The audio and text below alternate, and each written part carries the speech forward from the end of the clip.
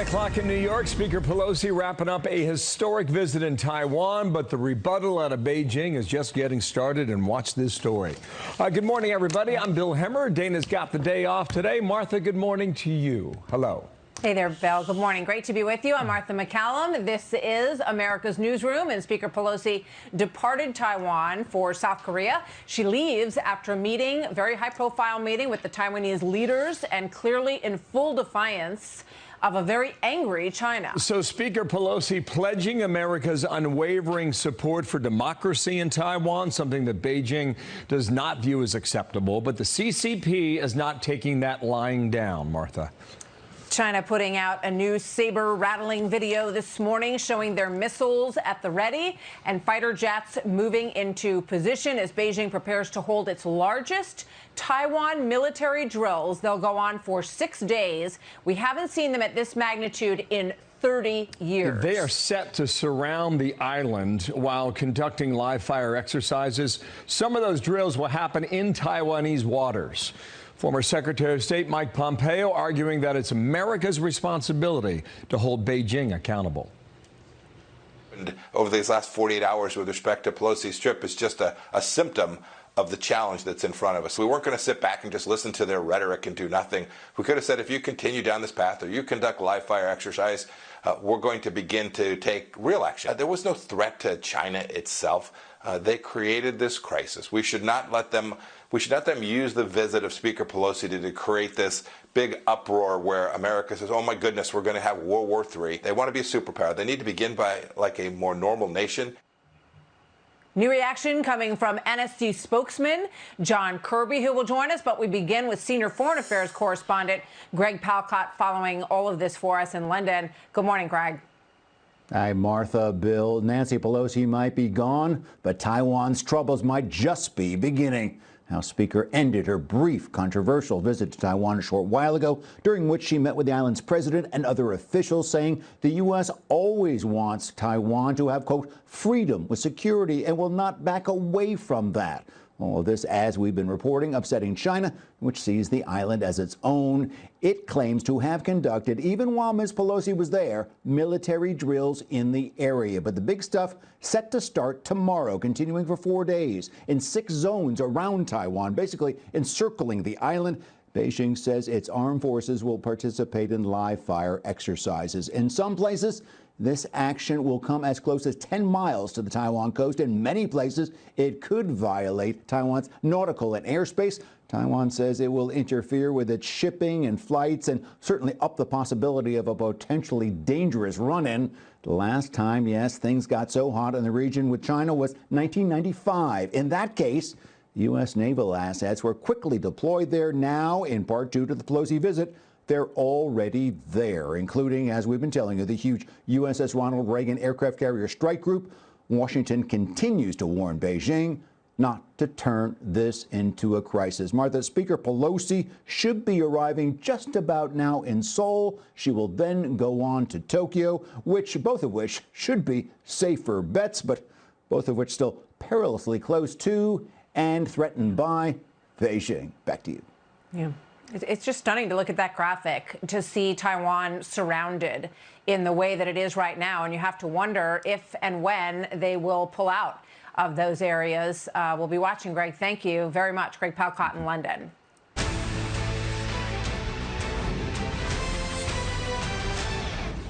The DCCC dropping a $500,000 ad buy to prop up my primary challenger with 7 days to go is not something that we would like to see.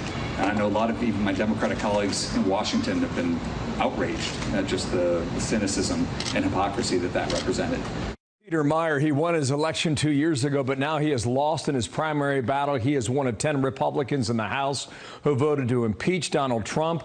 And the president, former president, endorsed John Gibbs, and Gibbs has been a winner in that congressional district there in the state of Michigan from last night. Also from last night in Michigan, the governor's race, Shooter Dixon picked up a late endorsement by President Trump. That happened on Friday of last week. She was an easy winner, it turns out, so the Republicans now have their candidate to go up against Gretchen Whitmer in November. Move a little further west here in the state of Missouri. This has been something that, well, let's look at the Senate right now on the Eric versus Eric battle. Remember that? Eric Greitens, about a month ago, he looked like the front runner.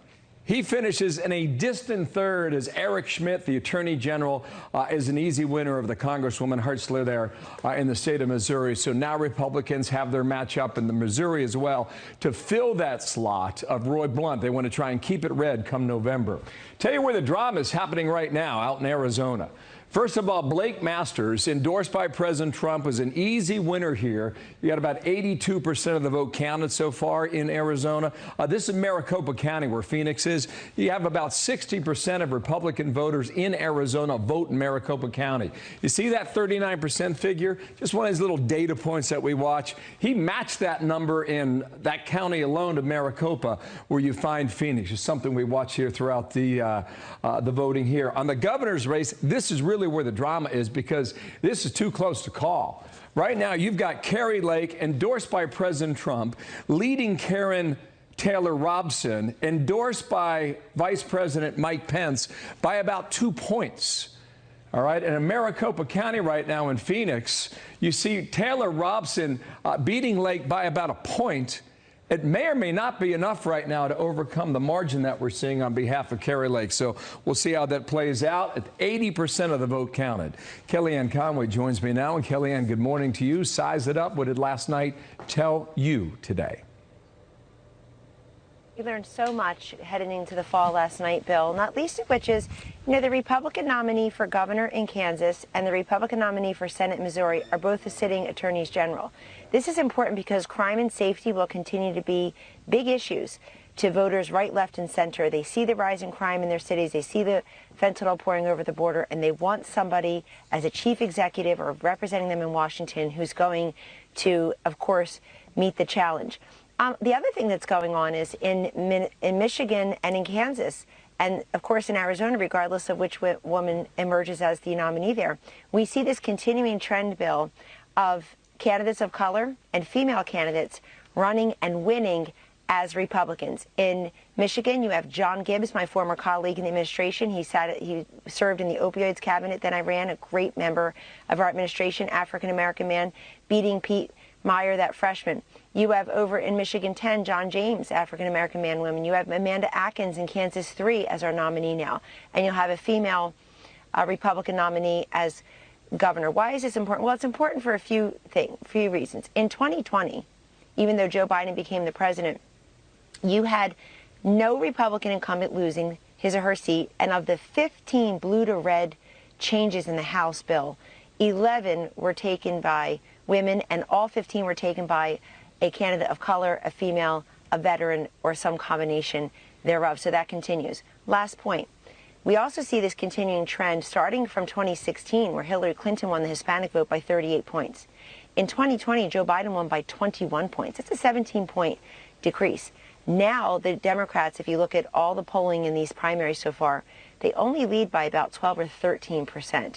And it's not just that Republicans continue to win Hispanic voters, it's that we are winning with Hispanic candidates like Maya Flores last month in the Rio Grande rally.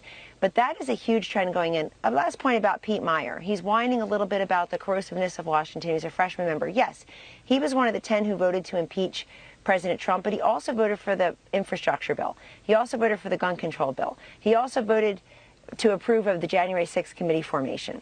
So here's someone who kept sticking his finger in the eye of many of his constituents who put him there. He won a Republican primary and then won the seat as a conservative Republican, as an America First Republican, and then didn't vote that way. Oh, 3 of the 10 are still alive of those House Republicans who voted to impeach. In Kansas, referendum on abortion. Here's what we found, Kellyanne. Surprised a lot of people. Kansas voters overwhelmingly vote to protect abortion rights in their constitution. 60% say no. What does that tell you coming on the heels of Roe v. Wade and the U.S. Supreme Court, and maybe what it portends for other states who might be doing something similar? 2 things, Bill. First, this is exactly what the Dobbs decision designed the next steps to be, which is kick it back to the states, let the people decide. In Kansas, they spoke very loudly last night based on the language of that particular initiative that was before them. Secondly, it may be too soon. Emotions are raw. Confusion is deep. You see that Planned Parenthood, I read last week, had a 40 a 40-fold increase in donations right after the Dobbs decision. So people are concerned that we've gone from all abortion, anyone, anytime, anywhere, essentially under Roe, to nothing in some of these states. So it may be a little too soon for that. I would point out to you, everybody, including on other networks, of course, lower rated networks, love to say today, oh, Kansas is a conservative state, it's a red state. Look, that's true, and it's not so true. I don't really like when we talk about states that way, but in this case, they have a female pro-choice Democratic governor. She's up for re-election this year. She won last time, Laura Kelly, with less than 50% of the vote, but she is the governor there.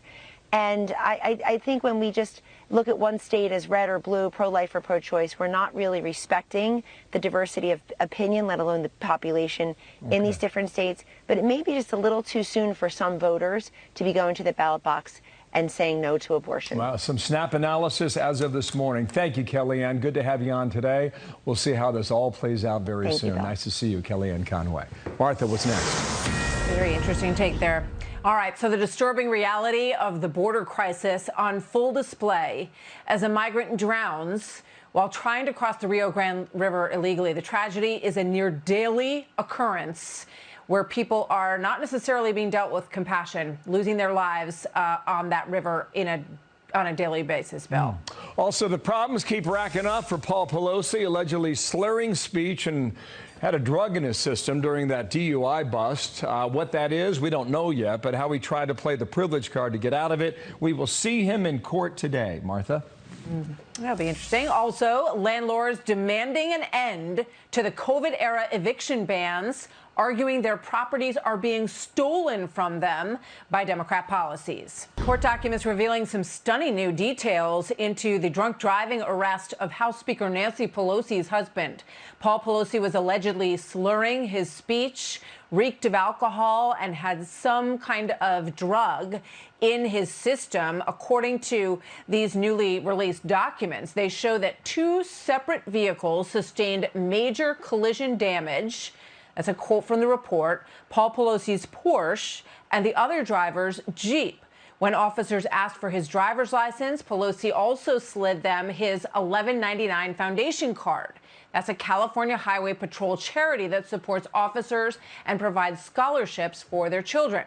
The other driver, who is simply being referred to as Mr. Doe in these filings, reported, I think the following day, that he had pain to his right arm, his right shoulder, and his neck. Yes, the day after that collision. So Pelosi crashed into Doe on the way to his Napa Valley country house on May 28th. He's set to appear in court this morning. We'll be watching that. He will be arraigned on DUI charges.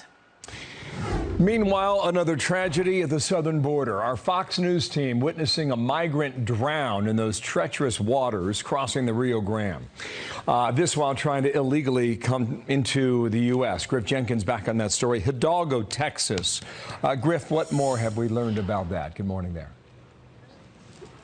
Well, good morning, Bill. And there had been 185 migrant deaths here in the RGV sector as of this past Sunday. Now we add one more to this unprecedented count. Take a look at this video we shot yesterday as we watched the Coast Guard and the Texas Game Warden pulling a lifeless body from the river. A group of migrants have been crossing. They got into those tough waters. They turned back. One man obviously not making it. Texas DPS Lieutenant Chris Oliveras saying it just shows the total disregard that these cartels have for human life. Listen here. Well, they don't care. They treat these immigrants as a commodity. Their main purpose is to get these immigrants across the river into the United States because they're profiting off these migrants right now. And because of that, it's a multi-billion-dollar trade.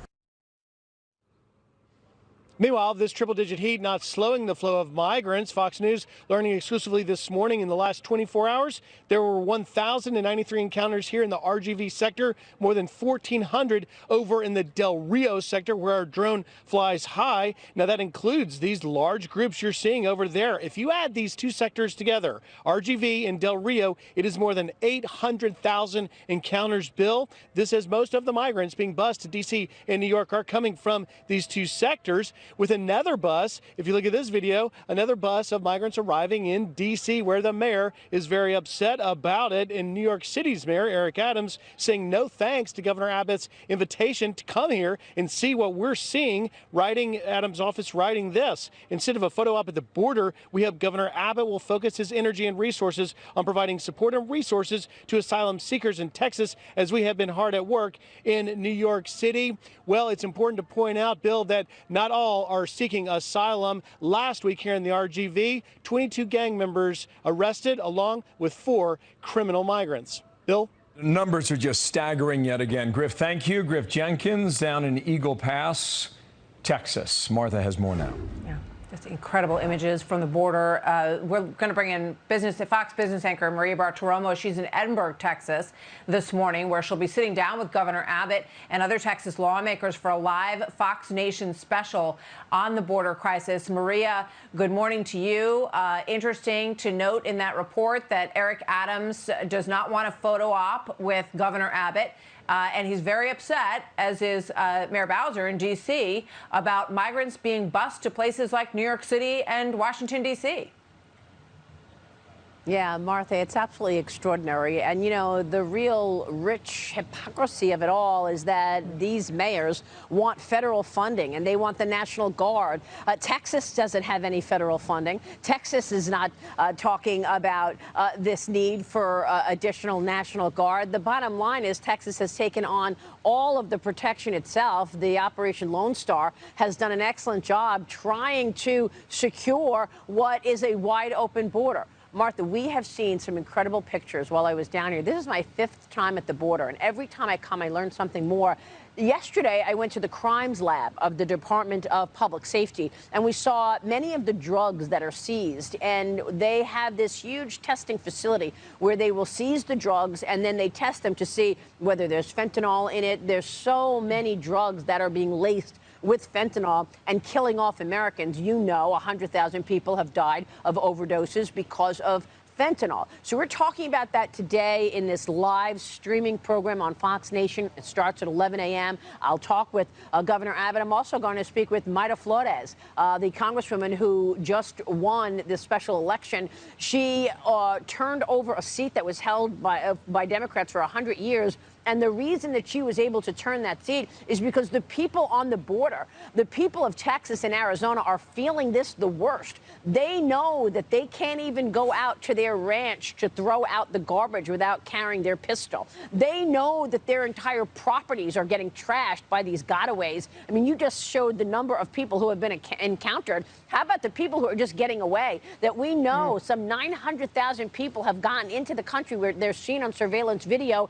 They don't have good intentions. If they had good intentions, then we would see them want to get encountered. Not to mention the 50 people that have been on the terrorist watch list. So this is an enormous story. That's why we're covering it so much here at Fox News and Fox Business, because it's impacting every state, not just the border states. Yeah, it's such a great point, Maria. And I just want to go back to the point you made on the hypocrisy of Washington, D.C. and New York leadership endorsing essentially the federal policies on immigration, except not in their backyard, right? And as you point out, they want National Guard support where they are, and yet we've put this enormous burden on Texas and Arizona to deal with it on their own based on a federal policy that is imposed on them.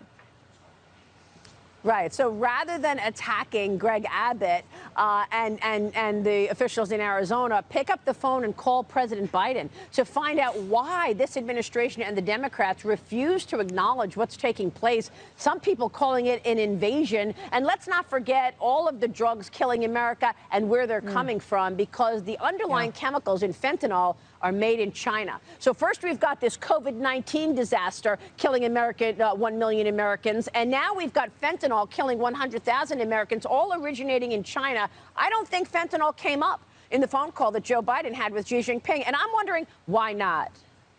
Yeah, it's a great question. I remember President Trump pressing the Chinese president on exactly that issue, on why they were allowing fentanyl to come into the United States. And it should be something that all presidents can agree on is a huge security issue for our country. Maria, thank you very much. We'll look forward to that special on Fox Nation at 11 a.m. this morning. Thanks, Maria. Great to have you with us. Bill? Thanks, Thank you, Martha. 25 past. Maria, see you soon. Nancy Pelosi has left Taiwan, vowing to preserve democracy in that country. How will China respond? Is the U.S. ready for retaliation? National Security Council spokesman John Kirby will join me in a moment live from the White House for that. Plus, the leader been killed in a U.S. airstrike.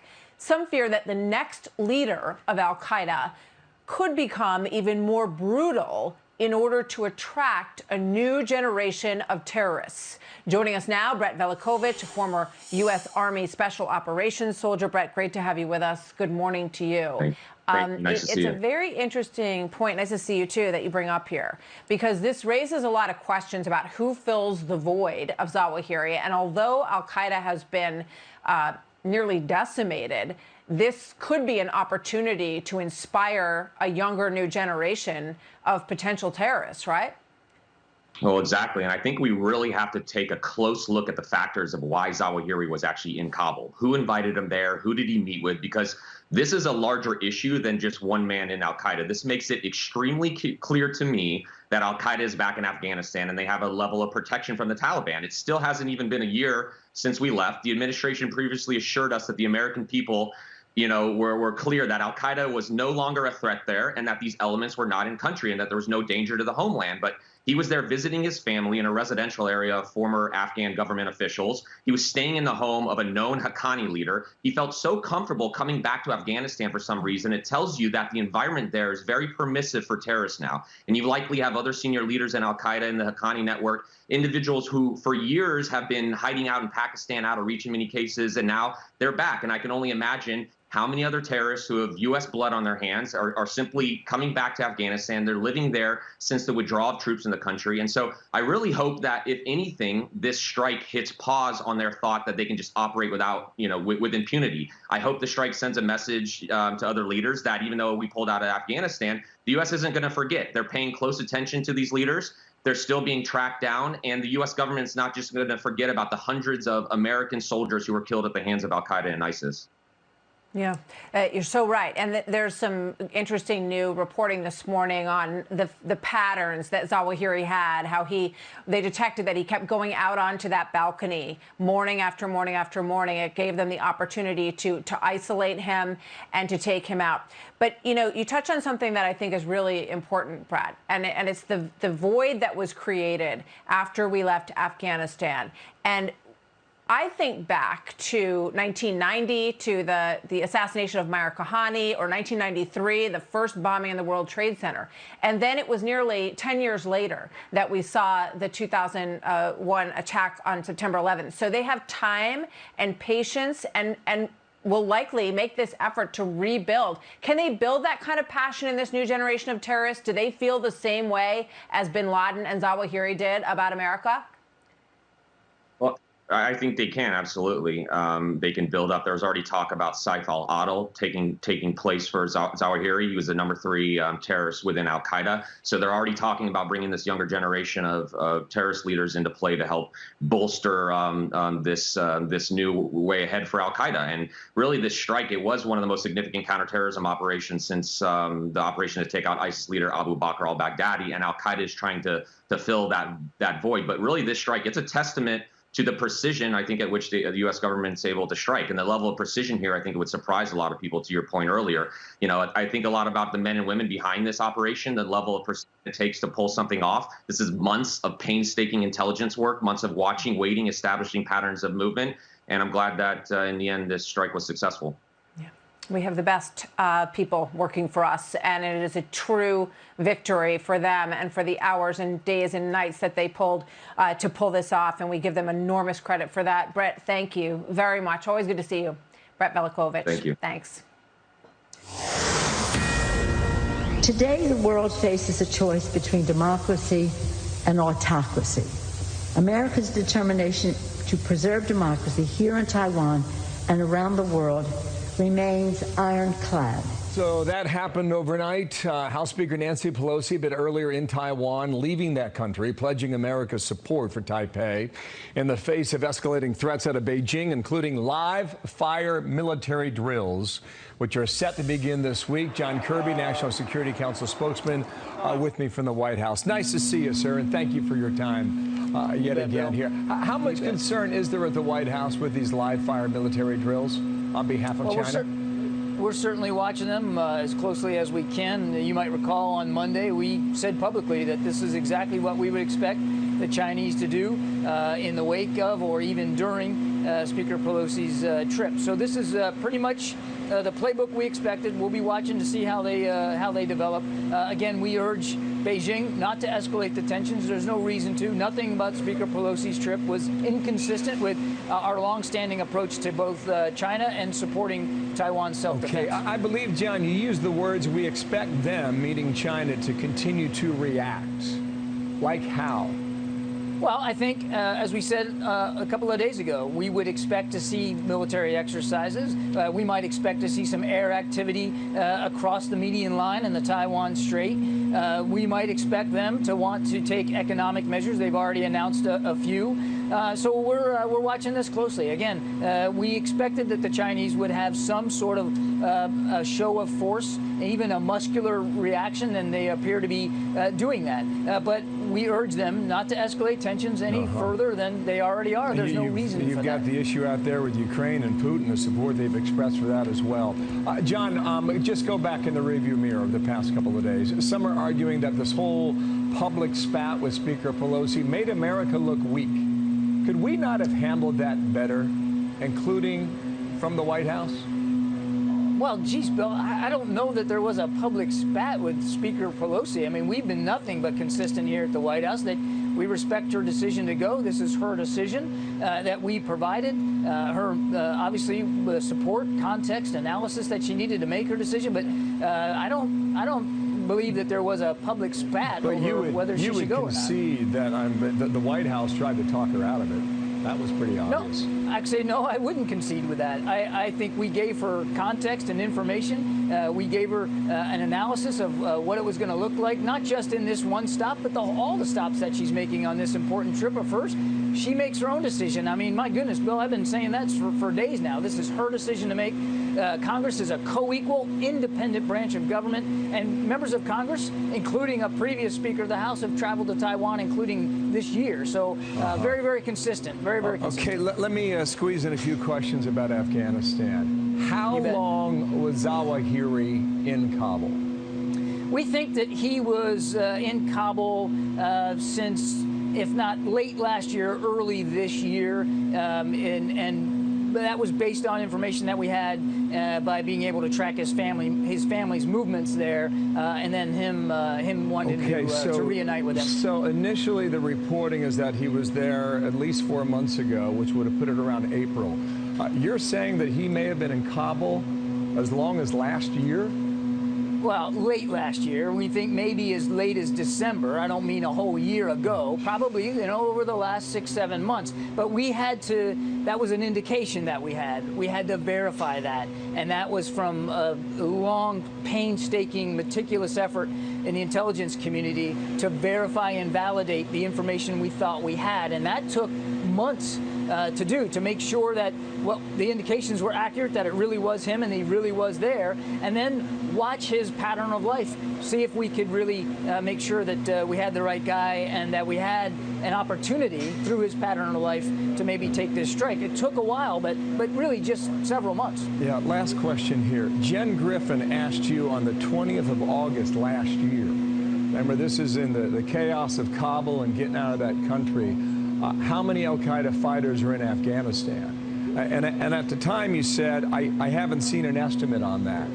We're a year later, John. What is the estimate on al-Qaeda fighters in Afghanistan? It's a fair question, Bill. I don't want to get too specific here, but we do not believe that the number is very, very large. and we're watching it as closely as we can. To the previous speaker you had on a little bit ago, I think he said something like that we in the administration claim that Al Qaeda wasn't there at all, and they were gone. And that is not true. Back to Jen's question to me, I was very honest about the fact that we knew Al Qaeda had some presence in Afghanistan even before we left, but we just didn't have an exact, fingertip feel on how many.